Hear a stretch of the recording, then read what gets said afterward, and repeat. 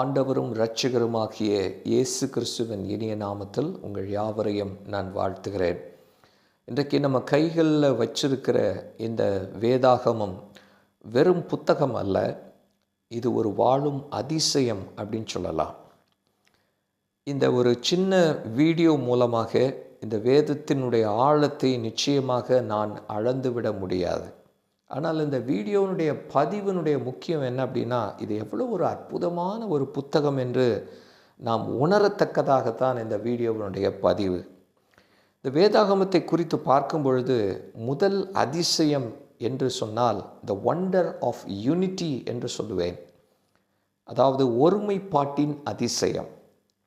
1500 ஆண்டு கால இடைவெளியில் வெவ்வேறு கண்டங்களில் வாழ்ந்த ஒருவரை ஒருவர் பார்த்திராத 40க்கும் மேற்பட்ட நபர்கள் சேர்ந்து ஒரு புத்தகத்தை எழுதினால் அது எப்படி இருக்கும்? அதுதான் வேத புத்தகம். ஆகவே இதை யாரெல்லாம் எழுதினார்கள்? அரசர்கள், மீன் பிடிக்கிறவர்கள், மருத்துவர்கள், இன்னும் பலதரப்பட்டவர்கள் இருந்தார்கள். ஆகிலும் ஆதியாகமம் முதல் வெளிப்படுத்தல் விசேஷம் வரை எல்லா இடத்திலையும் இயேசு கிறிஸ்து என்ற ஒரு ஒற்றை வார்த்தை எல்லா புத்தகங்களிலும் சொல்லப்பட்டிருக்கிறது. அது புனைக்கப்பட்டிருக்கிறது. அந்த வார்த்தை மிக அற்புதமாக எல்லா புத்தகத்திலும் சொல்லப்பட்டிருக்கிறது. ஆகவே இது மனித மூளையின் வேலை அல்ல, நிச்சயமாக இல்லை. இது ஒரு தெய்வீக வடிவ அமைப்பு என்று நான் சொல்வேன். ரெண்டாவது, இந்த வேதத்தை குறித்த அதிசயம் என்னவென்று சொன்னால், இது காலத்தை கடந்த அறிவியல் புத்தகம். சயின்டிஃபிக் ஃபோர் நாலேஜ் அப்படின்னு சொல்லலாம் ஆங்கிலத்தில். அறிவியல் கண்டுபிடிப்பதற்கு முன்பதாகவே வேதம் உண்மைகளை சொல்ல முடியுமா அப்படின்ற ஒரு கேள்வி வைப்போமானால் அதுக்கு ஆதாரம் இருக்கிறது.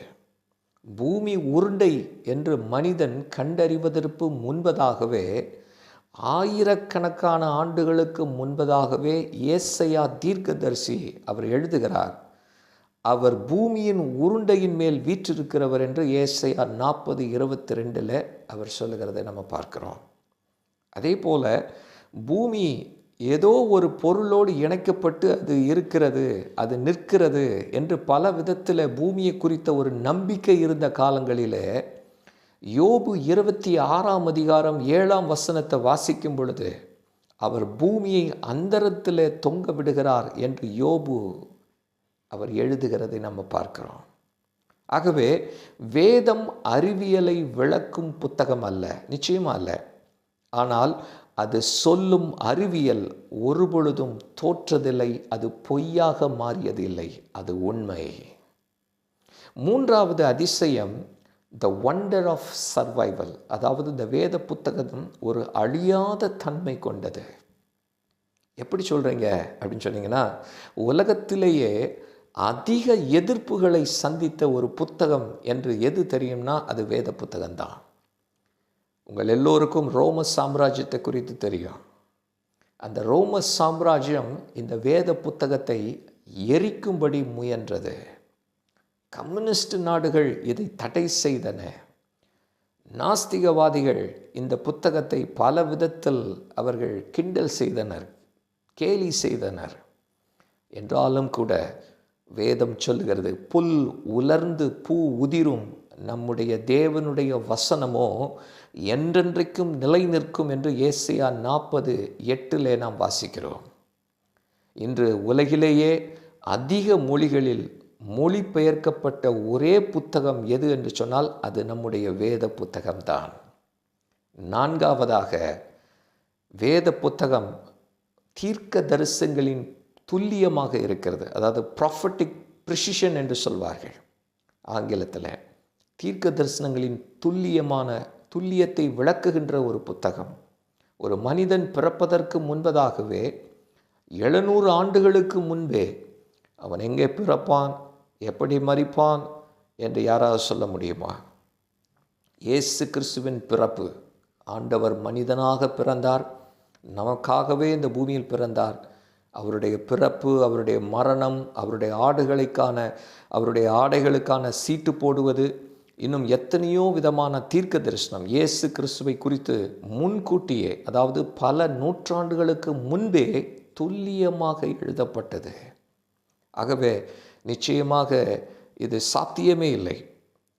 அப்படி நடக்க வேண்டிய அது யாரும் செய்ய முடியாது. இது நிச்சயமாக இது தெய்வத்தினுடைய செயல். நம்முடைய தேவன் இந்த அற்புதமான புத்தகத்தை நம்முடைய கைகளில் கொடுத்திருக்கிறார். ஆகவே கடைசியாக ஒரு காரியம் நான் சொல்ல விரும்புகிறேன். உருமாற்றும் வல்லமை, டிரான்ஸ்ஃபார்மிங் பவர் இந்த வேத புத்தகத்துக்கு உண்டு. ஒரு சாதாரண காகிதத்தினால ஒரு மனிதனுடைய குணத்தை மாற்ற முடியுமா? நிச்சயமாக முடியாது. ஆனால் இந்த வேத புத்தகத்தை நம்பிக்கையோடு விசுவாசத்தோடு இதை வாசிப்பவர்கள் நிச்சயமாக அவருடைய சுபாவம் மாறும். கொலைக்காரர்களை பரிசுத்தவான்களாக மாற்றக்கூடிய வல்லமை இந்த வேத புத்தகத்துக்கு உண்டு. குடிக்கு அடிமையாக இருக்கிறவர்களை விடுதலை செய்து அவர்களை நல்ல ஒரு குடும்ப தலைவர்களாக மாற்றக்கூடிய வல்லமை இந்த வசனங்களுக்கு உண்டு. இதைத்தான் நாம் வேதத்தில் வாசிக்கிறோம். எபிரேயர் 4ஆம் அதிகாரம் 12ஆம் வசனம், தேவனுடைய வார்த்தையானது ஜீவனும் வல்லமையும் உள்ளதாக இருக்கிறது. இது வெறும் ஒரு தகவல் அல்ல, இது ஒரு மாற்றம், டிரான்ஸ்ஃபர்மேஷன். இந்த வேத புத்தகம் நமக்குள்ள ஒரு டிரான்ஸ்ஃபர்மேஷன் கொடுக்க வல்லது. ஆகவே தேவனுடைய பிள்ளைகளே, இந்த வேதம் என்பது ஒரு கண்ணாடியை போல நீங்கள் வாசிக்கும் பொழுது அது நிச்சயமாக உங்களுக்கு காட்டும். இது ஒரு விளக்கை போன்றது. உங்கள் பாதையை அது தெளிவாக்கும். எல்லாவற்றுக்கும் மேலாக இது ஒரு கடிதம். நம்முடைய சிருஷ்டிகர் நம்ம இயேசு கிறிஸ்து நமக்காக எழுதின ஒரு அன்பின் கடிதம். ஆகவே இதை வெறும் அறிவிற்காக வாசிக்காமல் உங்களை உருவாக்கக்கூடிய ஒரு புத்தகமாக நீங்கள் அனுமதிக்க வேண்டும் என்று நான் பணிவோடு கேட்டுக்கொள்கிறேன். கர்த்தர் உங்களோடு கூட பேசுவாராக. ஆமென்.